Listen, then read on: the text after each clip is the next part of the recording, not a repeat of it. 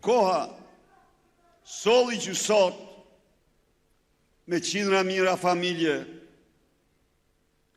janë me nëna krye familjare. Unë i garantoj ato se qeveria e ardhshme do të bëjë gjithçka për të lehtësuar, për të zgjidhur çdo mungesë dhe çdo problem që ato kanë. Se fëmijët e tyre do kenë 200 euro minimum jetik. Se qeveria për ato do bëjë gjithçka për suksesin e bizneseve të tyre. Miqtë e mi, tek flasim për familjen, është shumë e qartë se zemra e saj, se epiqendra e saj është nëna, është gruaja, është motra, është vajza shqiptare. Na edhe ne zotohemi këtu para jush, se me vendospërim më të madhe do të luftojmë së bashku me ju, të rrëzojmë murin e patriarkisë, të dhunues, të verbër, të drejtave të njeriut, këtë mur që mban gjallë diferencat midis nënës dhe babait, midis motrës dhe vllaut, midis burrit dhe gruas, midis vajzës dhe djalit. I garantoj gratë dhe vajzat se do bëhet gjithçka për suksesin e tyre, se bizneset e tyre do mbështesen me linja të veçanta, se ato që quhen shtëpiake do shpërblehen për punën e tyre, për punën që bëjnë. Miq, unë kam një falënderim të madh sot për gratë socialiste. Dje ato gra fisnike jashtruan në disfat. Shohën njeriu më mizogen në pushtet në Europë e Dirams.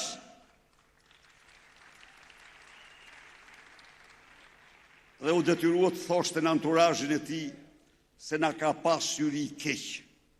Për çfarë sytë je i keqja vetëmor? Ku ka sytë keqit që ti je keqja? Pa ka të keqe më të madhe se atë që i largon nënës, vajzën dhe djalin nga shtëpia për rrugët e botës. Po ka të keqe më të madhe për një zonjë, për një grua, për një motër, se sa tu largosh burrin nga shtëpia për të siguruar kafshatën.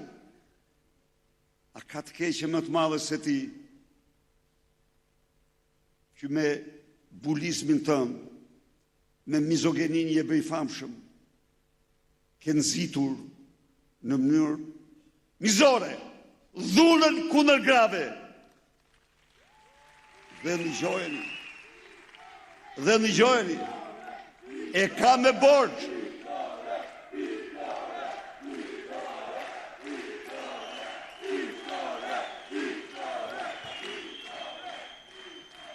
e ka me borxh të prallis për çdo gjë, po se flet një fjalë kur një grua dhunohet, se flet një fjalë kur një grua barbarisht vritet, kur ndonjëherë s'keni për ta ndëgjuar. Po pse? Sepse në thellësinë e tij ai ka një arkaizëm. Ai është një mizogen i pakorrigjueshëm. Dhe ju garantoj se gratë dhe vajzat shqiptare do t'jenë ato të cilat me 11 maj do i presin biletën, do e nisin aty ku e meriton.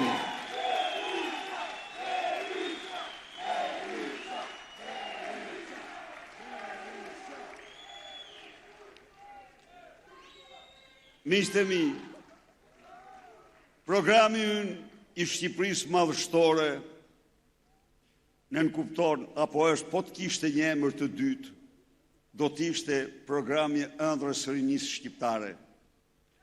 Ëndrës së dytë, në 12 vite, 600.000 të ri kanë ikur nga Shqipëria. Në 12 vite, Shqipëria po humbet ëndrën e vetë. Vilson Bloshbi, një poet i pavdekshëm,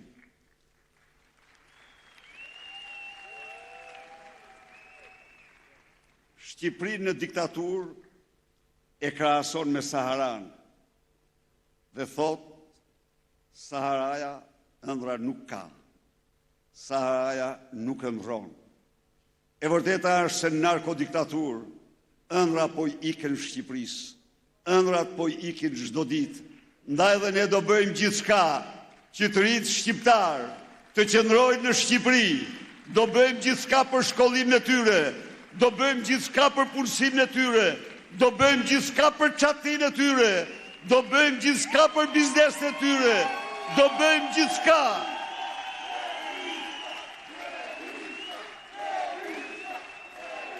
Do bëjmë gjithçka që jo vetëm këta që janë këtu, po dhe ata që kanë ikur të kthehen dhe unë tyre, të kthehen ndërtojnë ëndrën në Shqipëri, të kthehen, të japin Shqipërisë tafmën që meriton. Ndaj dhe programi ynë kam themel mbështetjen e fuqishme për rininë shqiptare. Miqtë e mi, Shqipëri madhështore nuk ka dhe nuk mund të ketë me shtetësi të rënuar.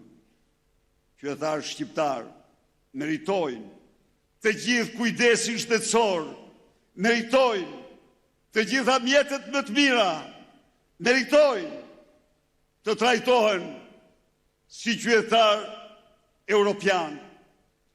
Edi Rama tund pasaportën e qjerë të Europës, po vetëm për një moment po të nali në krimet kundër njerëzimit dhe batërdit që ndodhin në spitalin onkologjik. Miq, sa kohë ka që situata dramatike në këtë spital, dhe është e njëjtë në spitalet tjera, ju garantoj unë ju, është bërë publike të paktën mbi një vit. Kurse qeveritarët nuk bëjnë gjë tjetër, vetëm vjedhin dhe vetëm vjedhin paratë e ilaçeve që janë për smurt. Dhe smurt mbeten në kthjetrat e smundjes, pa mjekime, pa ilaçe, në mëshirë të fatit. Treguesit e shtetit, treguesit e sistemit janë në rënje të lirë. Sot ne kemi mjek 4 herë më pak për frymë se vetë Bashkimit Evropian. Sot infermier dhe mjek vetëm largohen nga Shqipëria.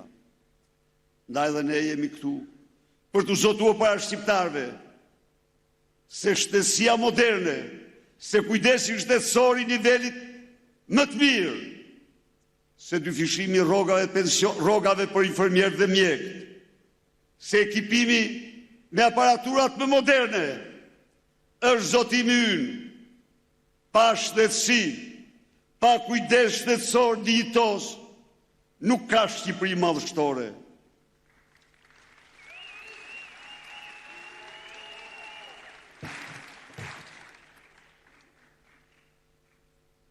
Natyrisht, Shqipëria madhështore nuk mund të ndërtohet me një shkollim, me një arsimim në të cilin dijet e nxënësve studentëve tanë bien në pikjat.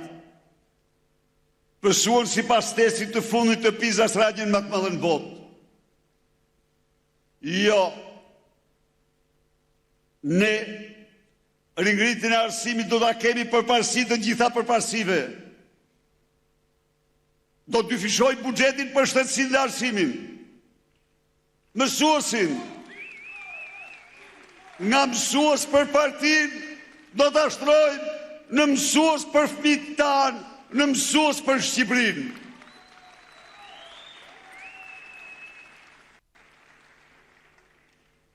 Rrogat e mësuesve do t'jenë më të larta në rajon. Nuk do ketë rrogë në 1.500 euro. Teknologjia e informacionit do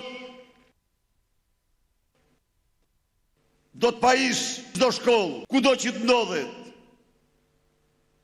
Nxënësit dhe studentët shqiptar do të bëhen konkurrues me moshatarët e tyre kudo në botë.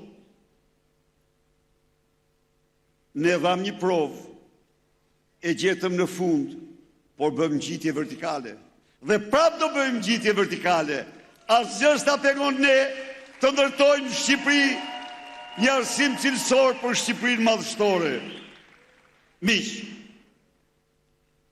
po të hedhish syt në Shqipëri sot, mund ta krahasosh në disa aspekte përdhimin njerëzore me një spital, në kuptimin e asaj që janë qindra mijëra pensionistë të cilët kanë shkruar të gjithë jetën e tyre, mendjen, muskujt për ndërtimin e këtij vendi dhe tani trajtohen në mënyrë njerëzore me pensione që absolutisht s'u mjaftojnë për kafshatën e gojës në një muaj.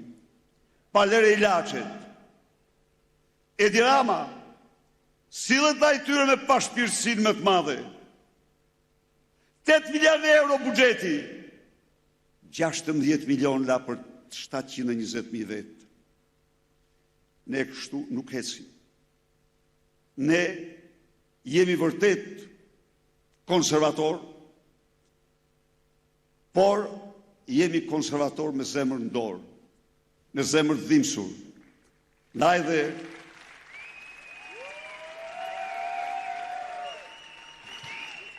dhe kemi vendosur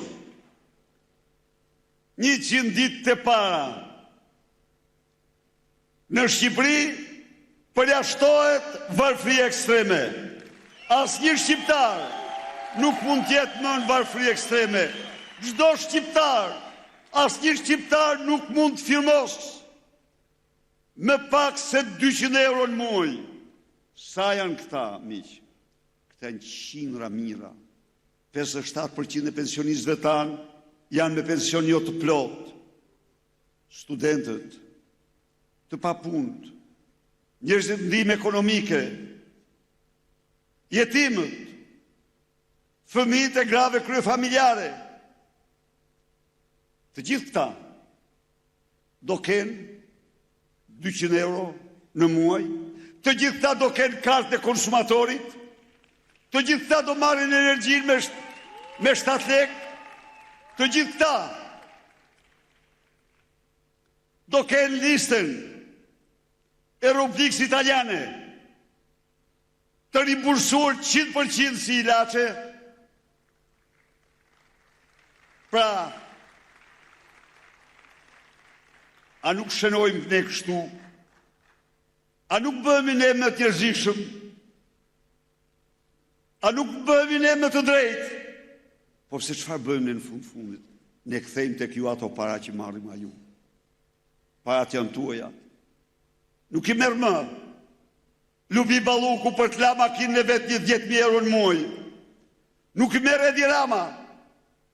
Merion Velin 130 milion euro për djegësit e Tiranës.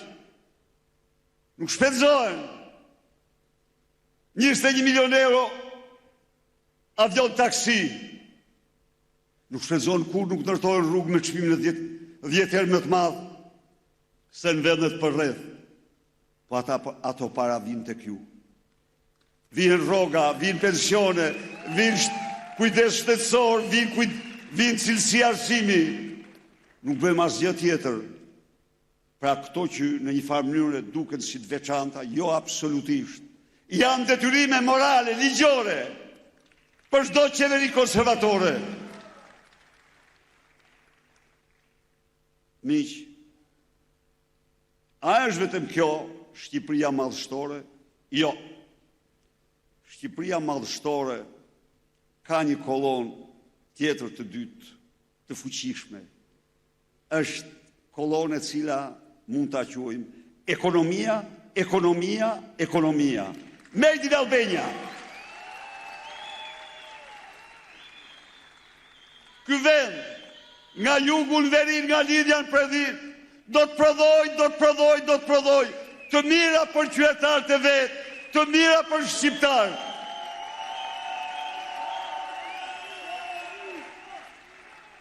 Ky vend do të prodhoj, sepse ne zotohemi sot para jush, para çdo qytetari shqiptar, se ne kemi besim të plot tek iniciativat e lirë, se ne kemi besim se me iniciativat e lirë, me mundën djersën, ai do mund të begatoj vetën, familjen, të ndërtoj tafën që meriton. Ndaj dhe ne do ta përgjysmojmë barë në rënd të taksave mitë, dhe më shumë se përgjysmim.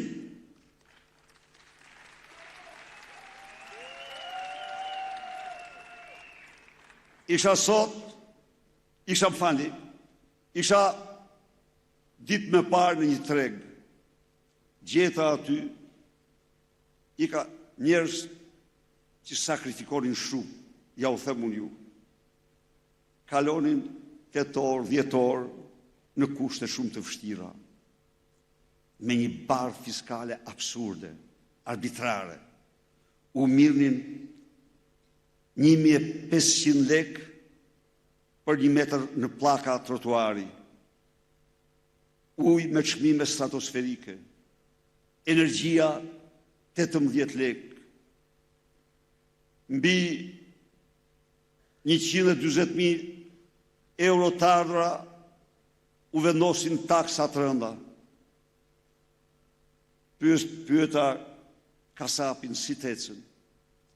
Doktor tha, vetëm ditë festash kemi ato të ardhura që kishim çdo ditë para këtyre.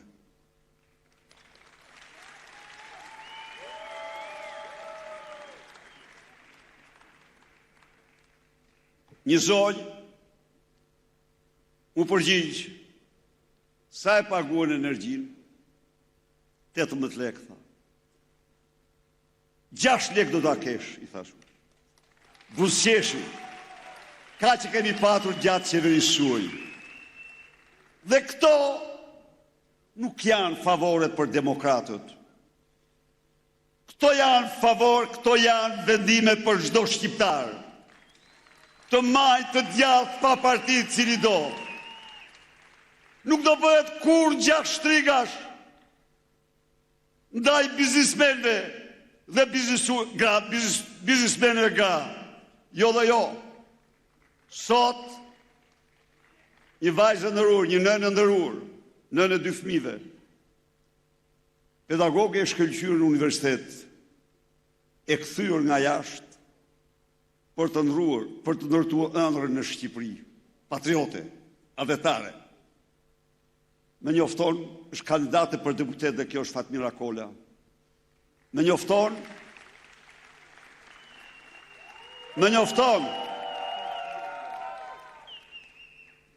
se Ministri Urrejtja, Edi Rama, mizogeni, i ka mbyllur biznesin, portalin e saj me 72.000 abonent. Pas një paralajmërim, i ka dërguar furgonat e policisë tek vend të fushat, i tmerruar, i them këtij burreci 2 metra gjatë, po përpitesh kot, se i ke javë të fundit,